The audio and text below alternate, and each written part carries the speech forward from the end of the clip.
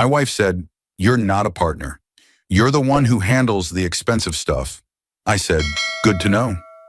Then I pulled my support completely. Separate budgets, separate obligations, separate future. When her mom needed surgery money and she assumed I'd cover it. I, 34, male, had been married to Jessica, 32, for 7 years. We built what I thought was a partnership. I handled the mortgage, car payments, her student loans, and most of the bills. She managed groceries and her personal expenses. It seemed fair. It seemed like teamwork. 3 weeks ago, during an argument about vacation planning, she said something that changed everything. "You're not a partner. You're the one who handles the expensive stuff." The words landed like ice water. I stood in our kitchen, coffee mug halfway to my lips, and just stared at her. She didn't even look uncomfortable saying it. Her face was calm, matter of fact, like she was reading a grocery list. "What does that mean?" I asked. She shrugged. "It means exactly what it sounds like. You pay for things. That's your role." I set the mug down slowly. My hand didn't shake. My voice didn't rise. I just said, "Good to know." She blinked, surprised by my calmness. Then she went back to scrolling her phone. That was it. Conversation over. At least she thought it was. I walked to my home office and opened my laptop. The banking app loaded in seconds. Our joint account showed $18,200. My paycheck deposits, my retirement contributions, my insurance premiums, her name on the account, my money funding it. I opened a new tab and started a spreadsheet. Column 1, expense type. Column 2, monthly cost. Column 3, who benefits. Column 4, my share. Column 5, her share. It took 40 minutes to build. Every subscription, every utility, every loan payment, every insurance policy. I listed it all. When I finished, the numbers were clear. I was covering 91% of our household expenses. I saved the file as Partnership Review Final and emailed it to myself. Then I opened another tab and searched for one-bedroom apartments in our city. By that evening, I had opened a new bank account in my name only. I transferred exactly half of the joint account balance, $9,100, fair, clean, documented. I called our mortgage company and asked about splitting the autopay. They said I could set up separate payments from separate accounts. I did. My half, exactly my half. The car loans were next. One car in my name, one in hers. I adjusted the autopay on mine to come from my new account. Hers stayed on the joint account, now with only her half of the balance. Her student loans were interesting. They were in her name but had been auto-paying from our joint account for 4 years. $640 a month. I logged into the loan servicer and changed the payment source to her personal checking account, the one she used for her own spending money, the one that usually held about $300. Utilities, I called each company. Electric, gas, water, internet. I explained I wanted to split the billing. Some let me do it over the phone. Others required forms. I filled them out, I scanned them, I submitted them. Every single one went through within 3 business days. Insurance was the last piece. We had a joint car insurance policy. I called and separated it. My car, my policy, my payment. Her car, her policy, her payment. The agent sounded confused but processed it. Health insurance was through my employer. The family plan covered both of us. That was fine. It cost me $340 a month whether she was on it or not. I left it alone. By the end of week 1, every financial connection between us was severed except the mortgage, now split 50-50, and the health insurance I was already paying for. Jessica didn't notice. Not immediately. She noticed on day 9. I was making dinner when she walked into the kitchen holding her phone. Her face looked tight. "Why did my student loan payment bounce?" she asked. I didn't look up from the stove. "Because it's coming out of your account now." "What? Why?" I turned the heat down and faced her. "You said I'm not your partner. I'm the one who handles expensive stuff. So I stopped handling your expensive stuff. Your loans are your responsibility." Her eyes went wide. "You can't just do that." "I can. I did. The payment source was changed last Tuesday. But I don't have $640 in my account. Then you'll need to transfer it from somewhere else." She stared at me like I'd started speaking another language. "This is insane. We're married." "We are. But according to you, I'm not your partner. I'm your expense account. So I'm closing the account. Her mouth opened, closed, opened again. You're being petty. I'm being clear, I said. You defined our relationship. I'm respecting your definition. She turned and walked out. I heard her bedroom door slam. We had started sleeping in separate rooms 3 months ago. Her idea. She said she needed space. The pasta water started boiling. I added the noodles and set the timer. The next morning, she was waiting for me in the kitchen when I came downstairs. Her laptop was open. Her face was pale. The car insurance payment failed, she said. I poured coffee. Did you update your payment information? No, why would I? Because your car insurance is now separate. Your policy, your payment. Nathan, this is crazy. I took a sip. The coffee was hot and bitter. Is it? You wanted clarity about roles. I'm giving you clarity. I didn't mean you should stop paying for everything. You said I'm not your partner. Partners share responsibilities. If I'm just the expense account, then I'm closing. You handle your expenses. I'll handle mine. She stood up so fast her chair scraped the floor.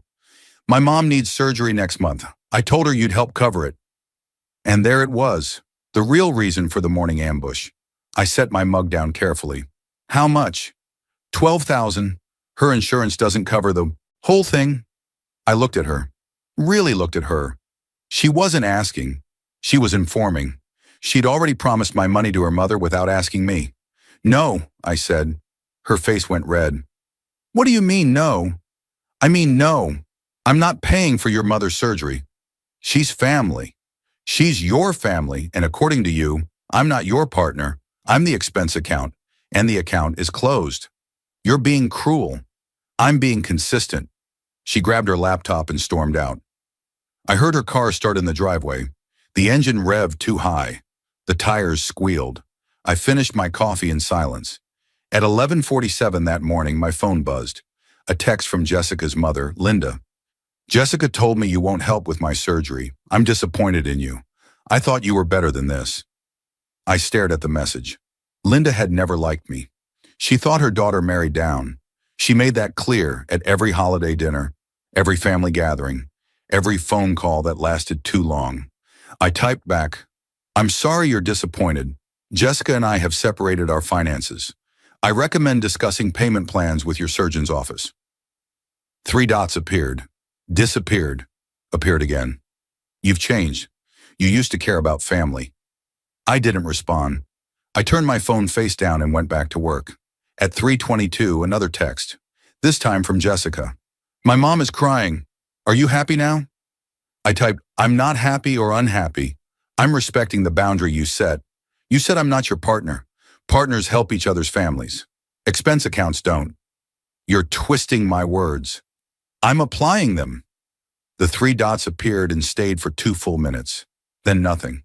That evening, I came home to an empty house. Jessica's car was gone. Her work bag was gone. The kitchen was exactly as I'd left it that morning. I made dinner for one. Grilled chicken, roasted vegetables, rice. I ate at the table alone with a podcast playing in the background. At 9:15, the front door opened. Jessica walked in. Her eyes were red. We need to talk, she said. Okay. She sat across from me. Her hands were shaking. I called my mom's surgeon. They said the payment is due in 2 weeks or they'll reschedule. I nodded. I don't have $12,000. I know. Can you loan it to me? I leaned back. At what interest rate? Her face twisted. You're seriously going to charge your wife interest? You're seriously going to ask your expense account for a loan? She stood up. I can't do this. Then don't. She walked to the stairs. Stopped. Turned. I didn't mean it the way you're taking it. How did you mean it? She opened her mouth. Closed it. I don't know. I was angry. You were honest. Nathan. Jessica, you told me I'm not your partner.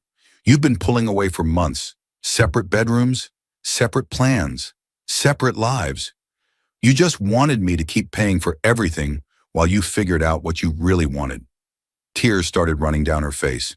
That's not true. Isn't it? She didn't answer. She just turned and went upstairs. The next morning, I woke to 17 missed calls, 12 from Linda, 3 from Jessica's sister, Amy, 2 from Jessica. I called Jessica first. Finally, she snapped when she answered. What's going on? My mom called me at midnight. She's freaking out. She thinks you hate her. I don't hate her. I just can't pay for her surgery. Can't or won't? Won't, because we're not partners. You made that clear. I'm going to tell everyone what you're doing. Okay. That stopped her. Okay? That's all you have to say? Yes, tell whoever you want. Tell them exactly what you told me. That I'm not your partner. That I'm the one who handles expensive stuff. Then tell them I stopped. The line went quiet. Jessica, if you want to repair this marriage, we can try. But it starts with you admitting what you said was wrong. And it starts with you treating me like an actual partner, not an ATM. I need time to think. Take all the time you need, but your mom's surgery payment is due in 2 weeks, so don't take too long. She hung up. For 3 days, silence. No calls, no texts, no sound from upstairs. On day 4, I came home to find Linda sitting in my living room. Jessica was next to her. Both looked grim. Nathan, Linda said, sit down, we need to talk. I stayed standing. This is my house, I'll stand if I want. Linda's face tightened. I'm here to discuss my surgery. There's nothing to discuss. Jessica told me what you said, that you won't help because we're not family. That's not what I said. I said I'm not her partner. She told me that, so I'm not paying for partner-level expenses anymore. That's semantics. No, that's clarity. Linda stood. She was shorter than me, but somehow took up more space. I have been nothing but kind to you for 7 years. I laughed. I couldn't help it. Kind? Linda, you've called me financially irresponsible, emotionally unavailable, and a poor influence on your daughter. You did it at Christmas dinner last year, in front of 15 people. Her face went red. That was a private conversation. It was at the dinner table. Jessica stood up. Nathan, my mom is trying to apologize. No, she's trying to guilt me into paying. There's a difference. Linda's voice went cold. I see who you really are now. Good. I see who you are too. She grabbed her purse and walked out. The door slammed. Jessica stayed. She looked at me with something like shock. I've never seen you like this. Like what? Strong. I nodded slowly. I've always been strong. You just didn't notice because I was busy carrying everything. She sat back down. Her face crumpled. I messed up. I know I did. Yes. Can we fix this? I don't know. Can we? She wiped her eyes. What would it take? I sat across from her. Couples counseling, real counseling. Not the kind where we show up twice and pretend we're fixed. The kind where we actually do the work. Okay. And you apologize to me. A real apology. Not an I'm sorry you're upset apology. A real one. Okay.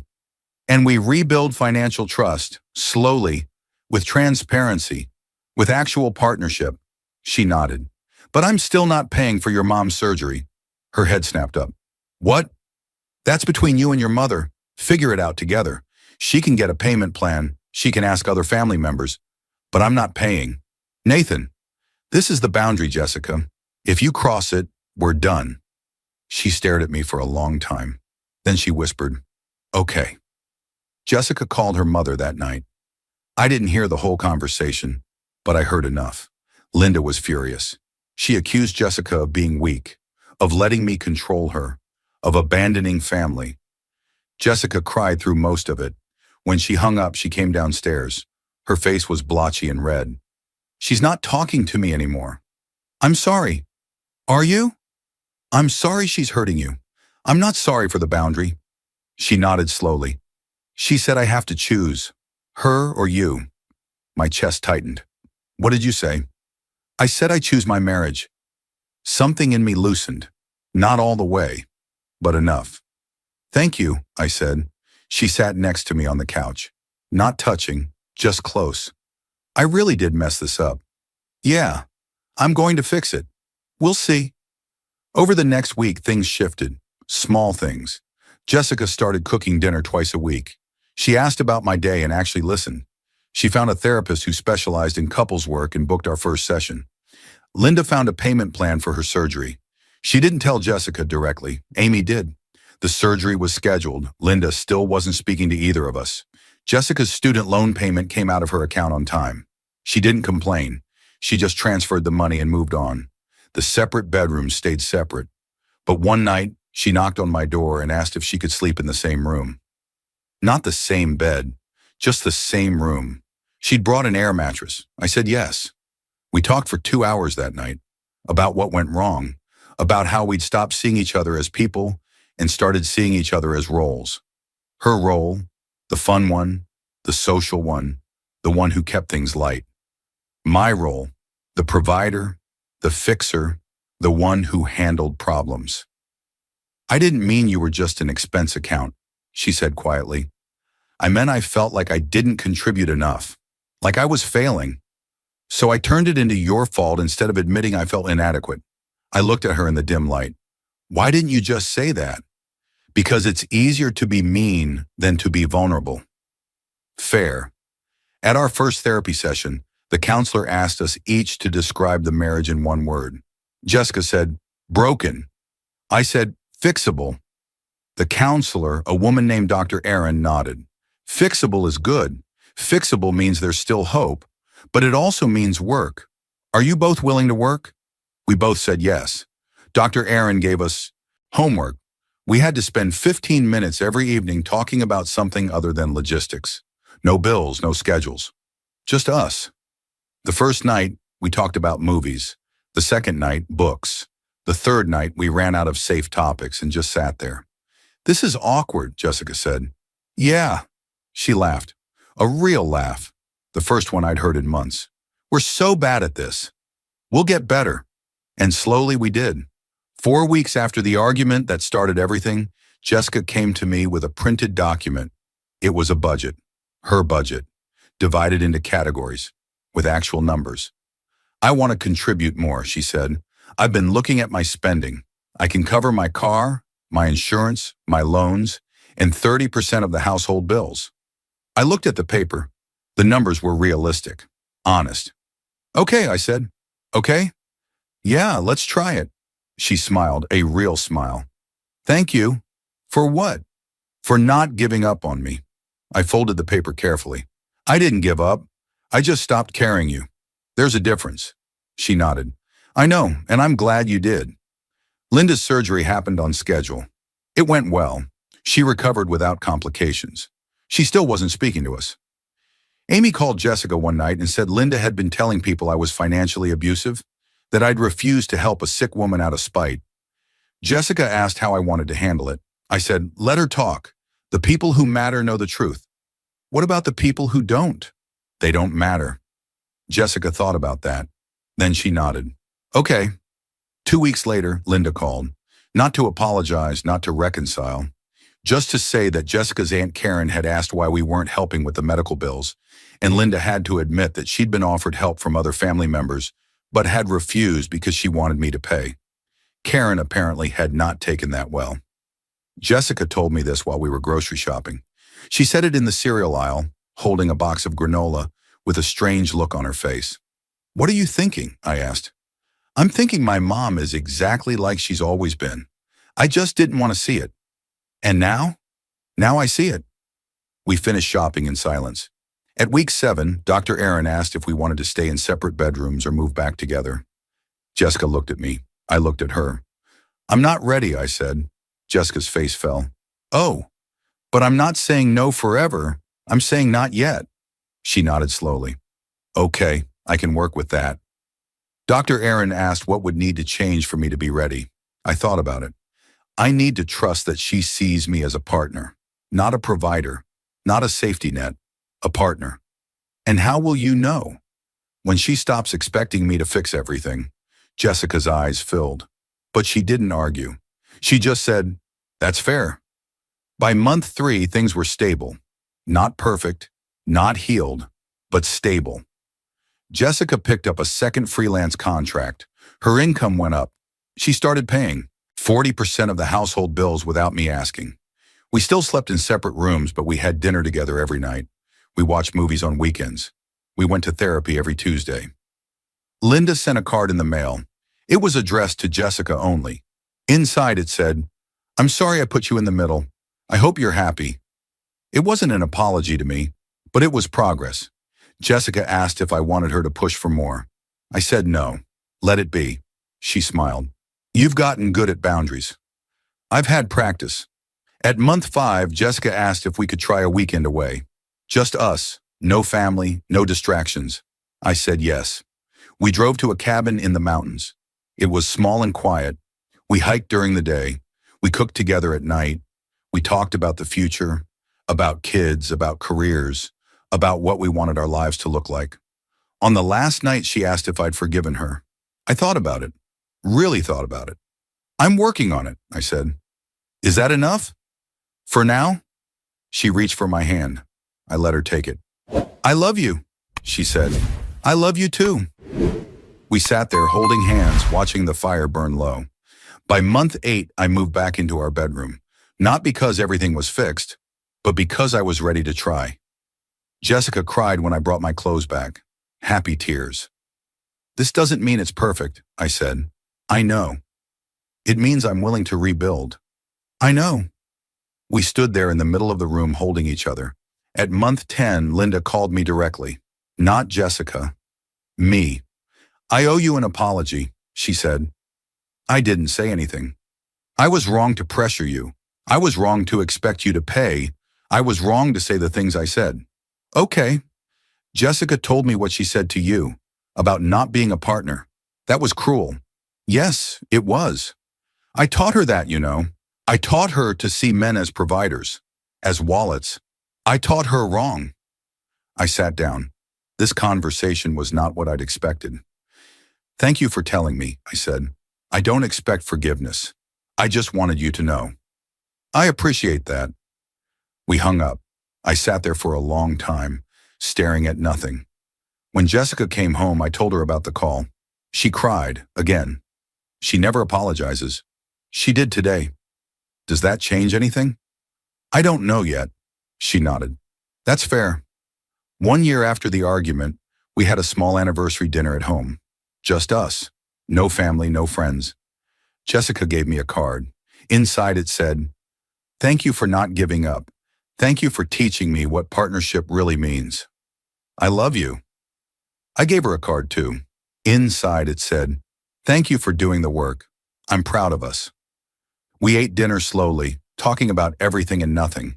At the end of the night, she asked, "Do you think we'll make it?"